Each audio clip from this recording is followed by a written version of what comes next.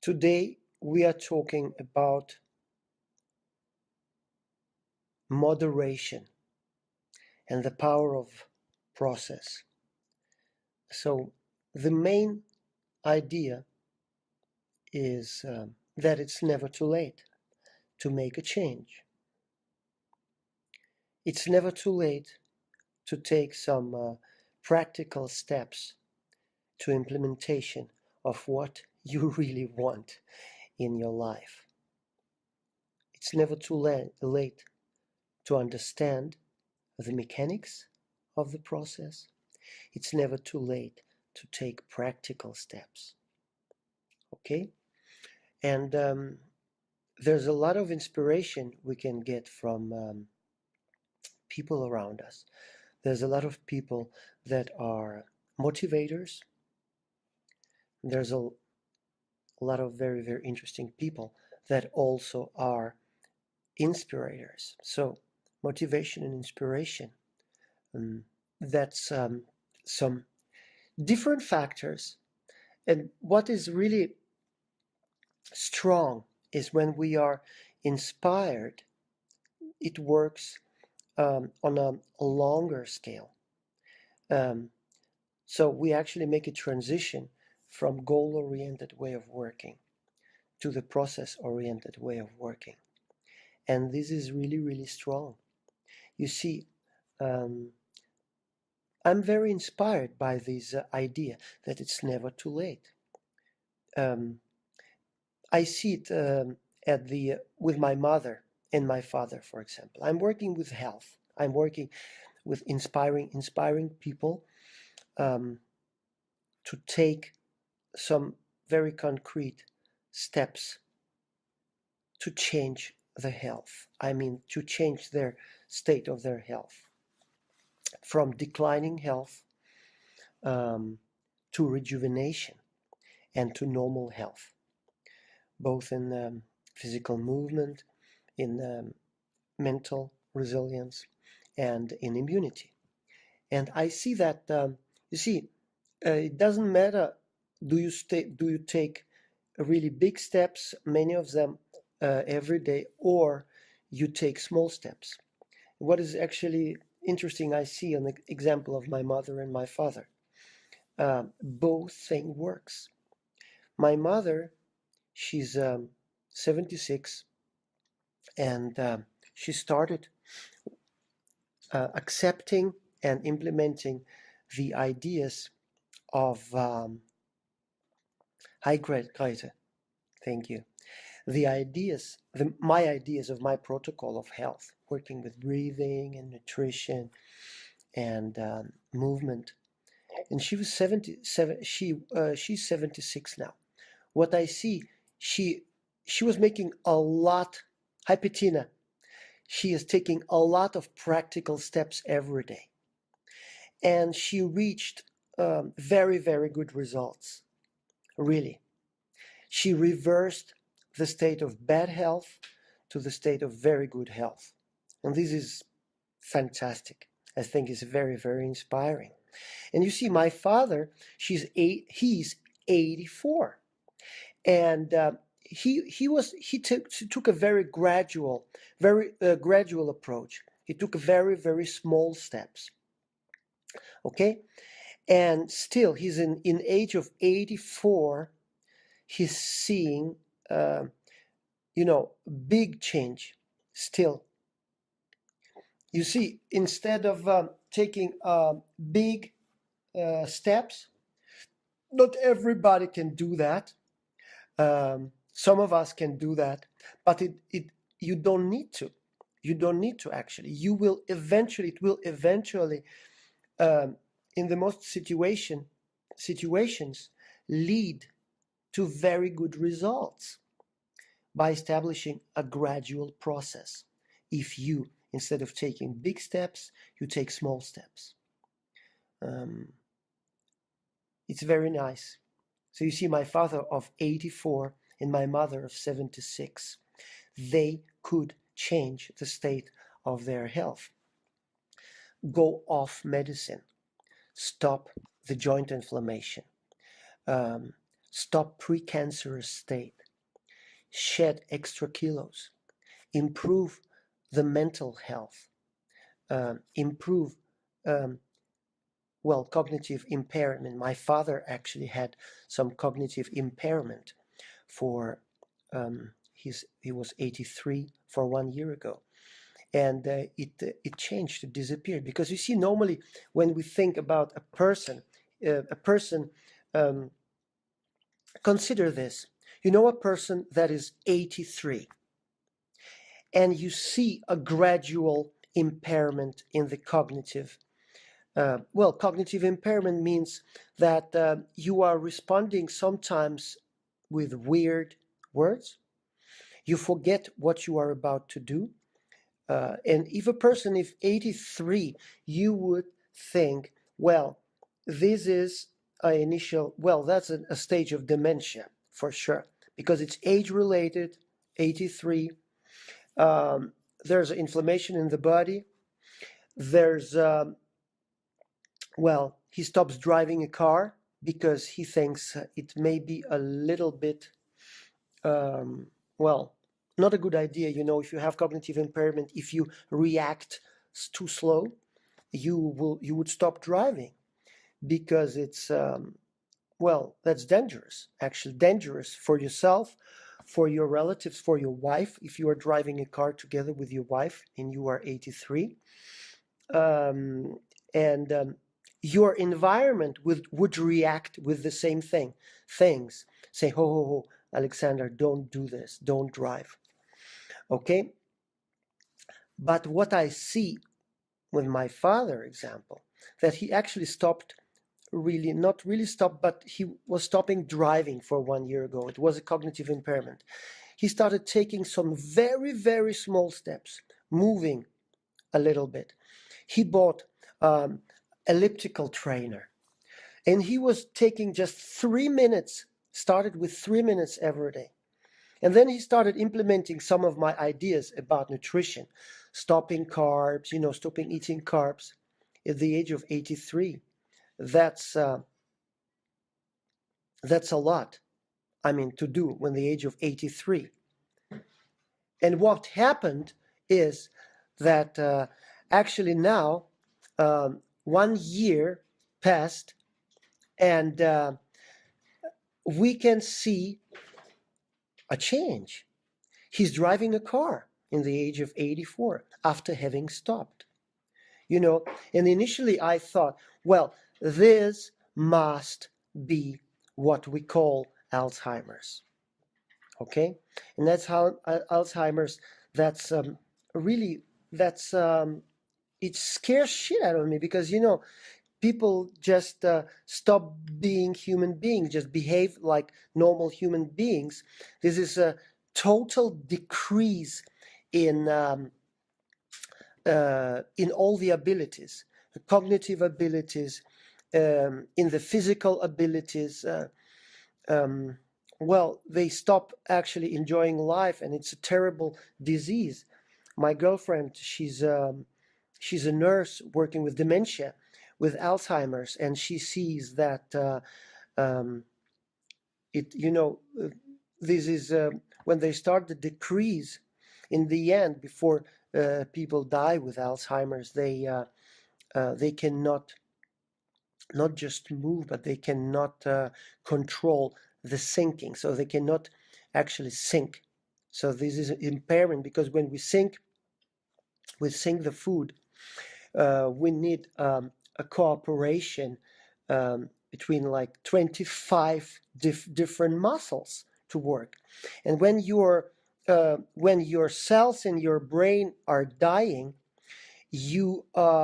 what really happened, that there's also a lot of different abilities of movement, cooperation between muscles, which also impaired.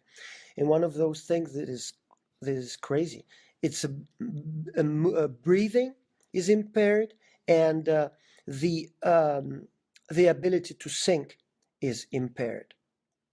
Okay. So and what I saw with my father, what I really thought was a beginning dementia, and I was scared. And I didn't say it to him, because you don't say things like that to scare the people, really. So, but I just tried to explain to him to be aware of different things. And I know that, um, well, the probability that he would change his life in the age of 83 was not really big, but he actually listened. And he is also an engineer, just as me. Well, I am also an engineer, just as him. So, what happened is actually he started following some little advice, little by little, and we start seeing the improvement. All of a sudden, when I'm talking with my father, I'm talking, well, a couple of times a week through Skype. He's in Russia, he's in Moscow, I'm here in Denmark. So we communicate, and I start like seeing that he's hearing him talking normally again, being invigorated in the way that he used to be. So he started reminding me of my father as I used to think about him, because of small, very small single steps, small steps during the day. He started removing carbs. He started eating some healthy fats. He started moving a little bit more. And he saw actually an example also, because his dog was having cancer for a year before that. He was 82 at that time. And I helped them to stop the cancer by simple change in nutrition, in movement patterns for a dog. So they actually stopped cancer, and he was inspired by this. And maybe it was in part of this inspiration. So what I say is very crucial that we inspire people around us with some of the abilities we have. So it's not really motivation, but it's because motivation is short-lived. Motivation is normally based on some, physical goods you attain, like, money or career or some things like that, that are better than your neighbor. This is motivation. But inspiration is deeper. Is much deeper, because it's something. It's actually something that burns from the inside. Something that is very, very, very strong energy. Okay, the driver. So, Carsten, you are filming me. Okay. So, well, Carsten, that's my partner. And yes, we're just actually filming week 32 of our course.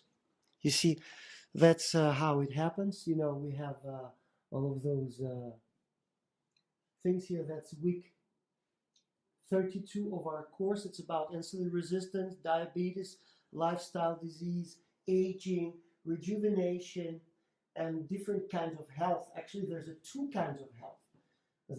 The growth health and the maintenance health.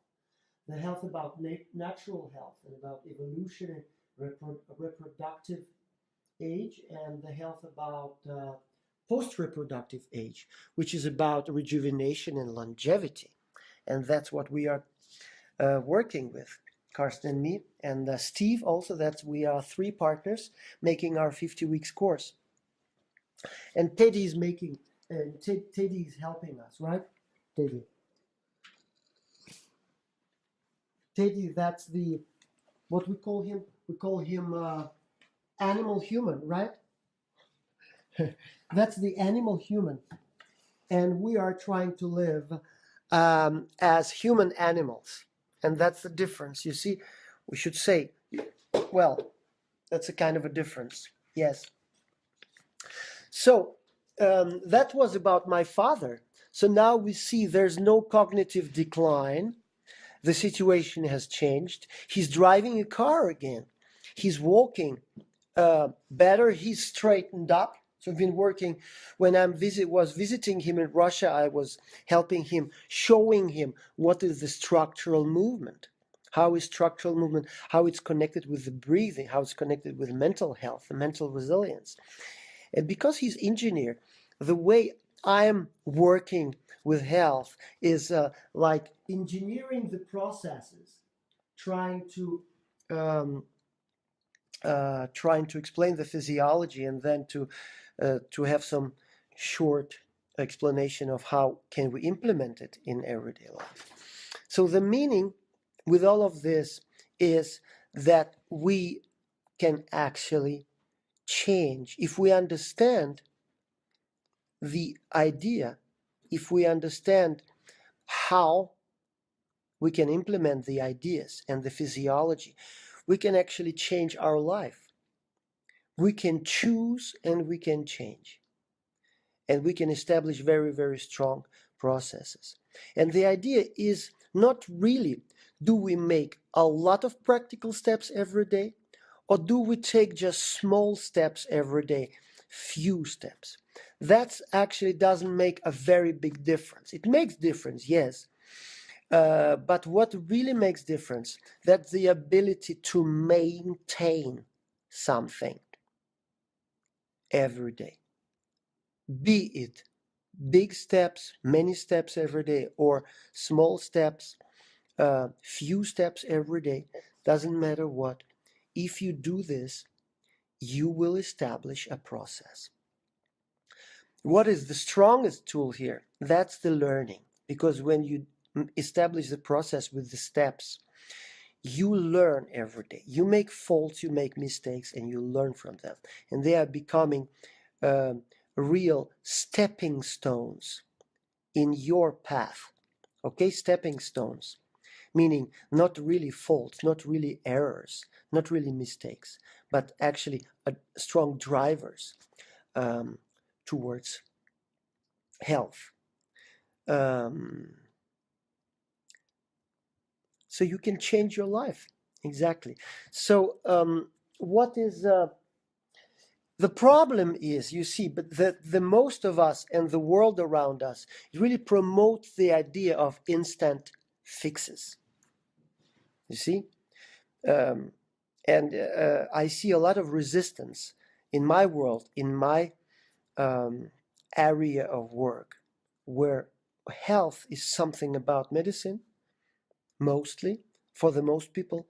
Health is something about taking pills, can be supplementation.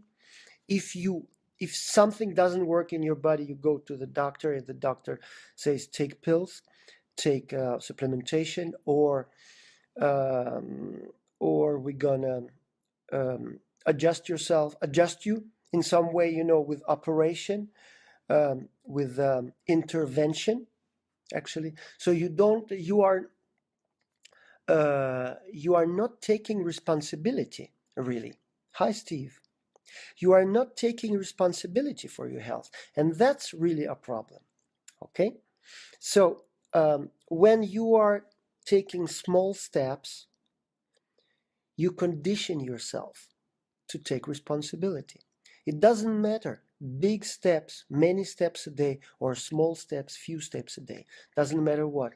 You are making errors, faults, you are correcting them, you are learning from them, and you are adapting to the way of the process, not to the goals, not to the instant fixes, but you adapt yourself to the power of process.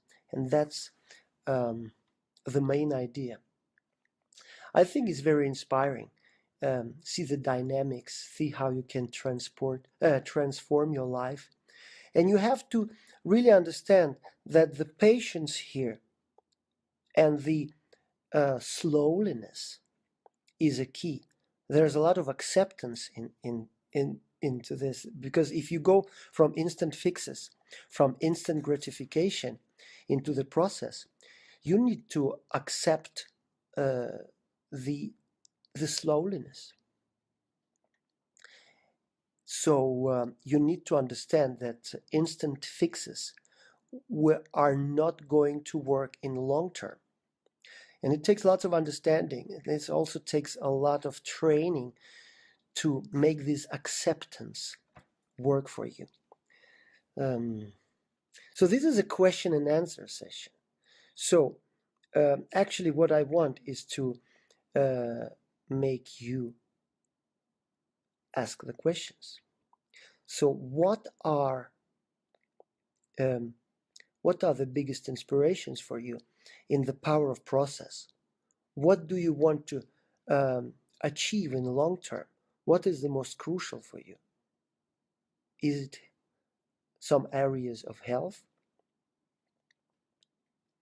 Oh, Bettina, that's very, very good question. Thank you very much.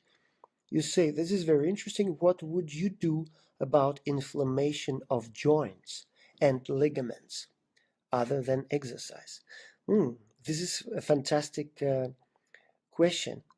You see, Bettina, here, if we're talking, let's start with exercise. And the exercise is very crucial that you are not doing the exercise as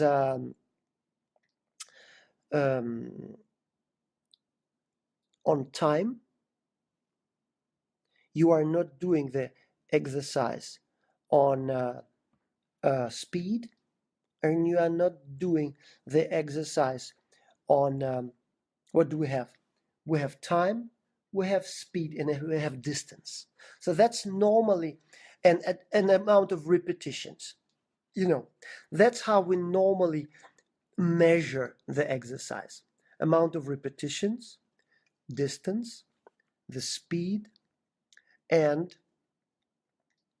the time. Okay? It's very, very crucial. This is goal-oriented.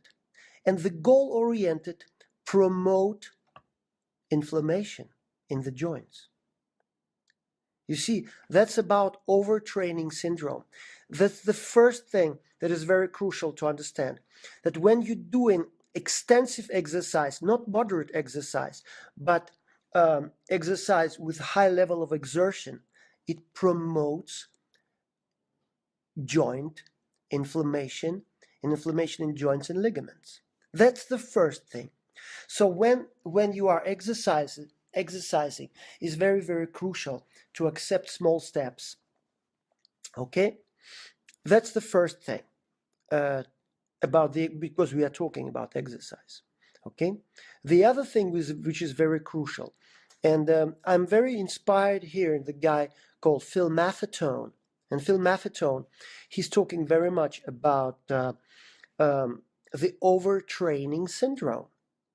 And one of the things he's talking about, that's doing a moderate exercise, the first thing. And the second thing, when we're talking about, because inflammation is one of the major things about the joint health and ligament health, okay?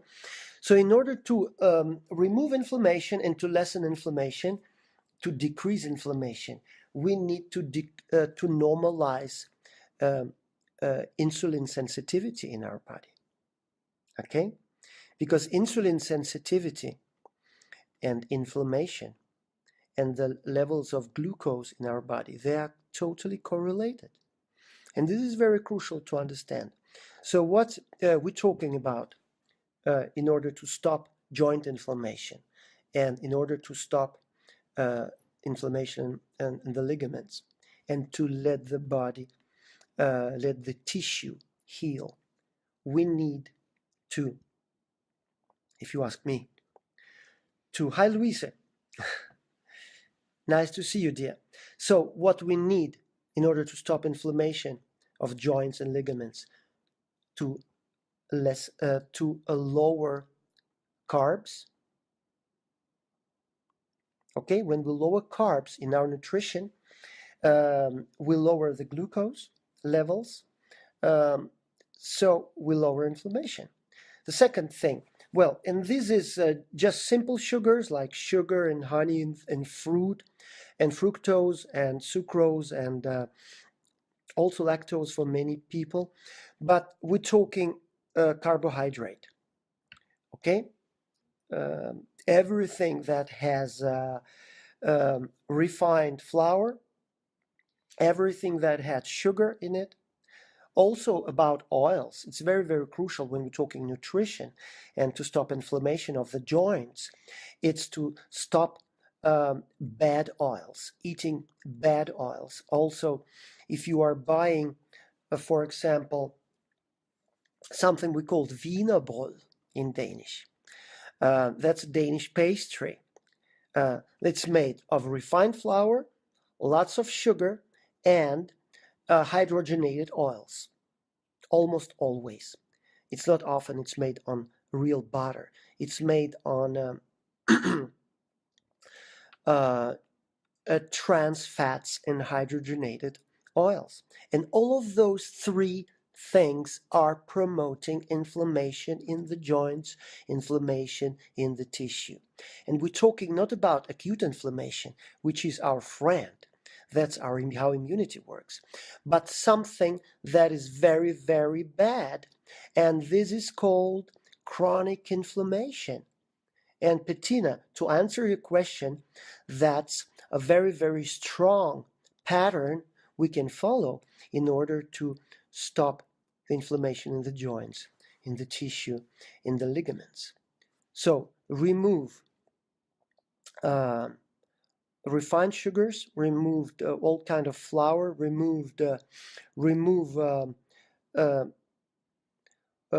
hydrogenated oils, trans fats, okay? Then what we want to add saturated fat. Surprise, surprise, because normally we used to hear that saturated fat is bad. Now we understand the latest that it was, that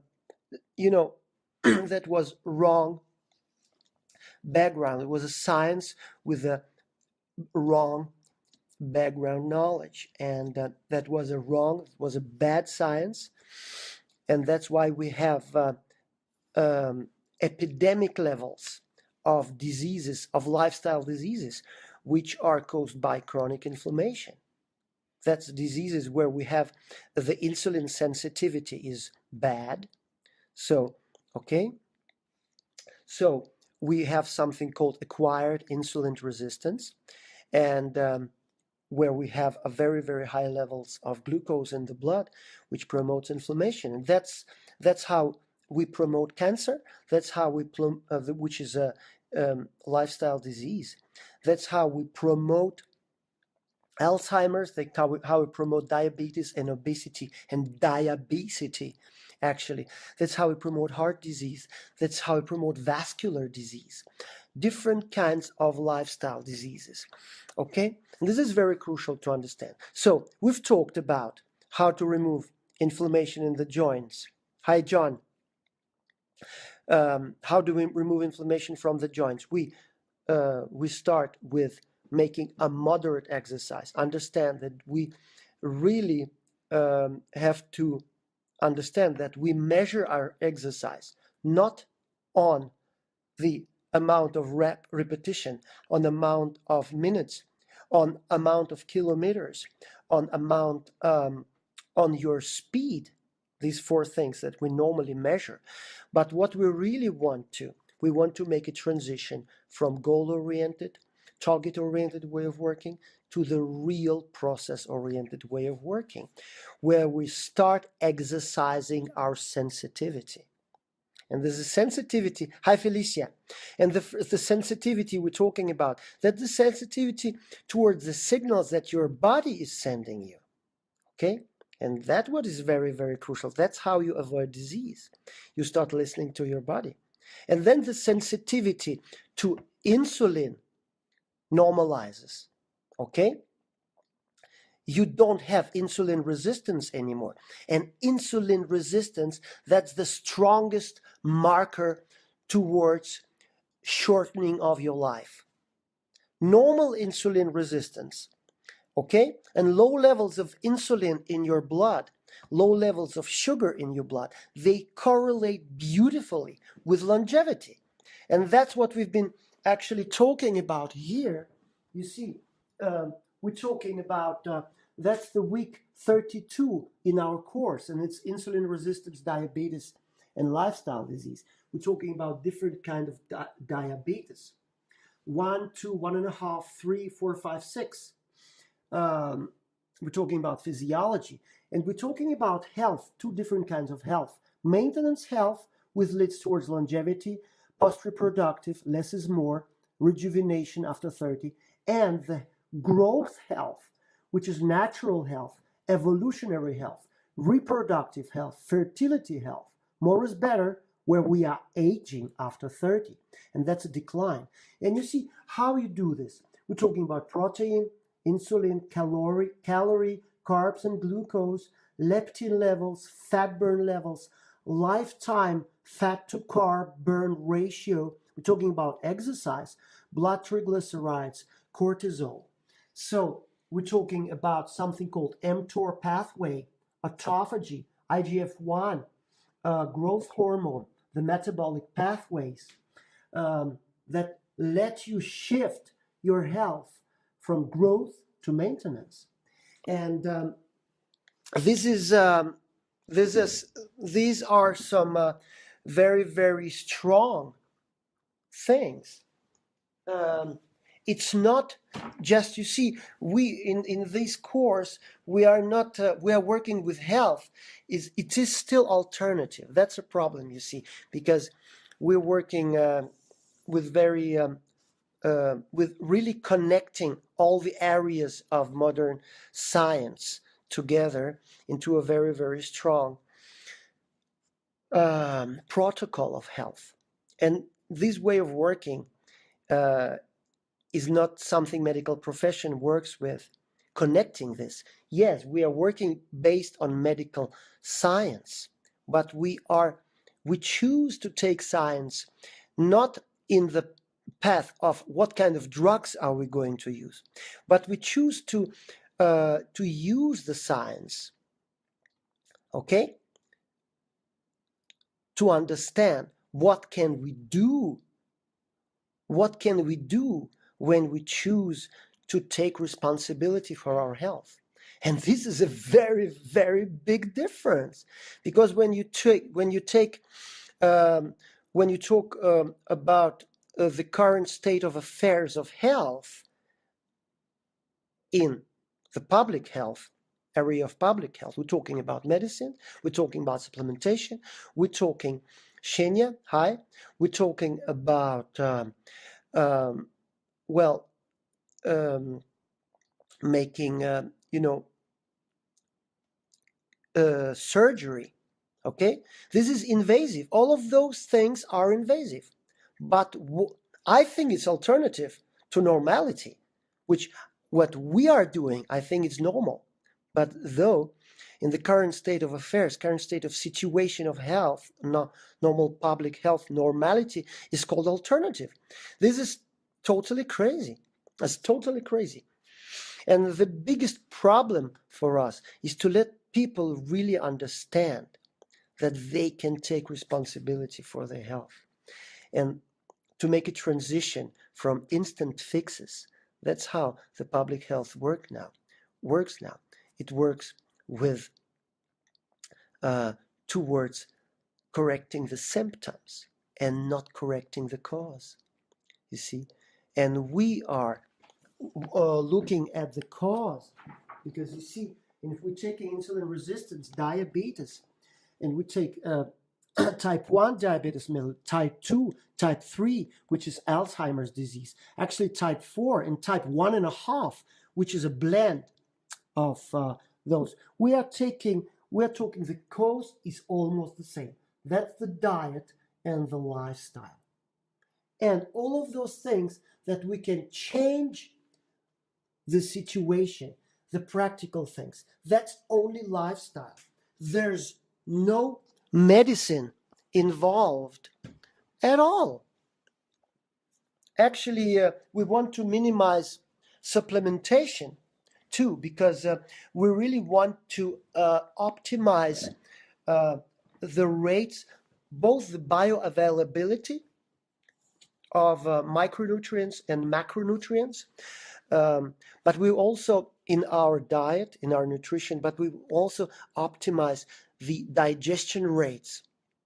Actually, what we really get, the bang for the buck, what we really get from the thing we ingest, from our micronutrients and our macronutrients. So we don't need supplementation.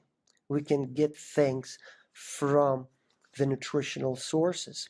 And that's where the biggest bioavailability, because that was I called natural, okay? Natural sources to make stronger resilience in our body. And all kinds of resilience, they are connected together. Mental resilience, physical resilience, immune resilience. They are interconnected, they are interdependent, and they promote, when they are optimized, they also promote the rates of where we normalize, for example, through breathing, we normalize, we optimize oxygenation, what is the rate of getting the oxygen from the environment outside our body to the environment inside of our body. What are the rates? We can optimize it. So oxygenation of the cellular level. It's also promoted. The more, the more we work with mental health, with physical health, with immune health. It's also optimize the rate of absorption um, of oxygen on the cellular level. It also optimizes the rate of absorptions of all the micronutrients of water into the cells at the same time. That's an interesting way of thinking, right? Um, and that's a vitamin, that's antioxidants, that's minerals, and all of those things. We really want to get bang for the buck.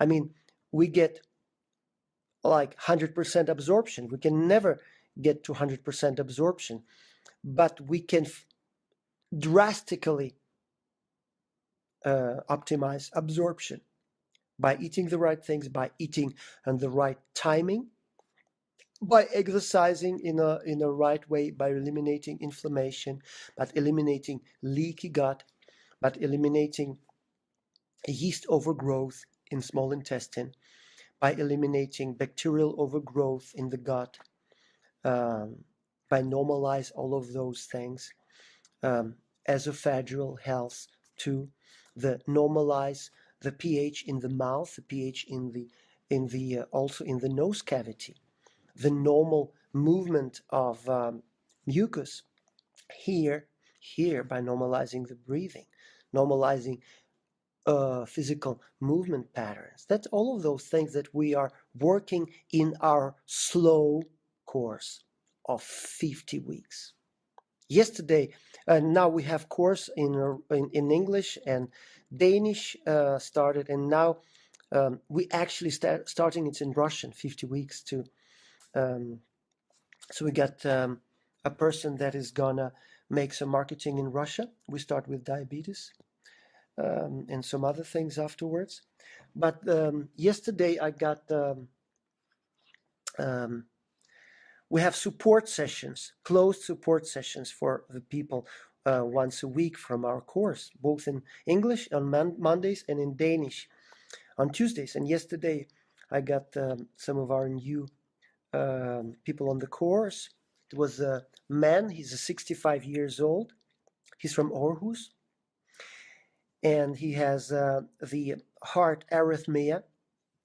And he has sleep apnea. And I think he's also in a pre-diabetic state. And there's a lot of very good questions. And he's so excited. He thinks that the course is very, very inspiring. Oh, it was fantastic because you see, when you work one-to-one with people, that's one thing. You know a person, you know your patients, you know your clients, you communicate, and then you understand how the inspiration can happen. But the good thing about what happens yesterday that I could see actually, that our video course can inspire people very much too, to take steps towards health, to take steps towards taking responsibility for the health. So that was very, very good news. Carsten and me, we talked today that it was a very good feedback. We are very, very happy about this kind of feedback. That, well, on course, we have very good results, both for athletic performance. We have runners, we have cyclists from England and Canada that made very good testimonials now. They are running 160 kilometers, 100 miles on water with closed mouth, no glucose supplementation, no carb loading. They are running with closed mouth, cycling uphill and downhill too, like 5-hour race, 160 kilometers.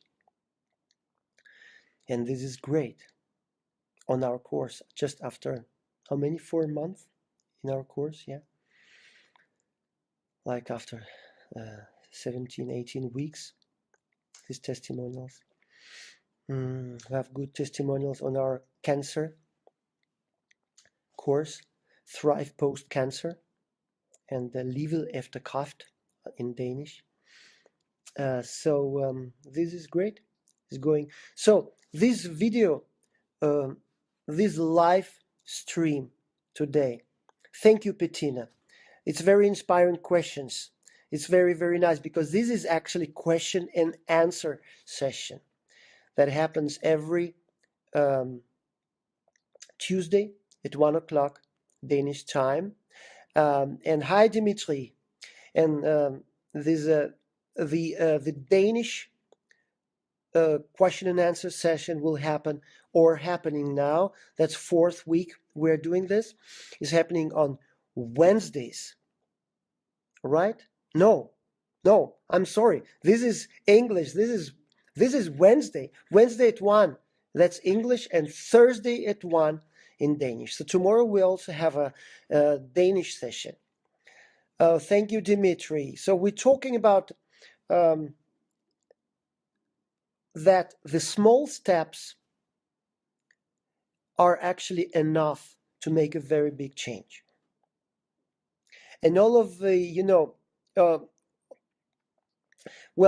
I talked about the difference between what my mother did to change the state of her health and what my father did. My mother at 76, she was very inspired by what I'm doing, and she started making big steps and train a lot. And she changed her health really from bad health to good health. And my father, at age of 84 now, he made very, very small steps, but every day, very, very small steps. Still, he made very good progress. And my idea with this question and answer, with this flow talk today, is to say that actually what really matters is that we are repeating the steps towards something we would like to achieve, or the transition we would like to make. Okay? Process oriented. From goal oriented to process oriented. It doesn't really matter how much you do. Well, it does matter. But what matters most, that you are actually doing it. Also small steps, few steps, but if you do it every day, it will enable a lot of learning. It will enable transformation of the concept of faults, errors, and mistakes into stepping stones towards learning, towards a change. And you will really learn something very, very gradually, something very, very strong. And this is the power of slowliness. Okay? And this is acceptance. It takes radical acceptance. It takes a lot of learning, it takes a lot of repetition to really understand that what really helps, that's the gradual kinds of transitions, not revolutions, but evolutions. And we can actually do it by ourselves. And this is not motivation really, because that's more inspiration. That's maintaining the burning fire in our chest, inside of us. That's the inspiration. And this is everlasting. If you are inspired, it's probably you're going to take this through your life, this inspiration. Okay? This is long lasting, where motivation is very short lived. So, that is the main idea with our session today. And now, oh, I've been talking for 50 minutes. Wow, that was a long talk. So I'm going to finish now. Before I finish, I will ask you if you have any questions, please ask me now. If you have any ideas um, of what is really crucial for you in your transition, what kind of process is interesting for you. Otherwise, you can also write to me, just write here in the comments, what do you want to talk about in the next week, or maybe tomorrow. We have a session in Danish tomorrow, or maybe next week. So we're going to talk about the items that you think are interesting and answer your questions. So please engage in the conversation. Thank you for joining. It was a pleasure talking to you. And Bettina, thank you for a very, very good question about the joint inflammation and how do we reduce joint inflammation and inflammation in ligaments from exercise. And what I've been answering, it was you can listen to a replay. It was very interesting, actually. Very good question.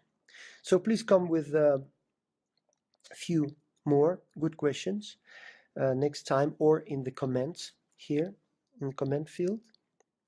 Hi Xenia, nice to see you, my dear. So you can listen to a replay. I've been talking now for 15 minutes. So the replay will be available in a minute. So guys, thank you very much for joining me. And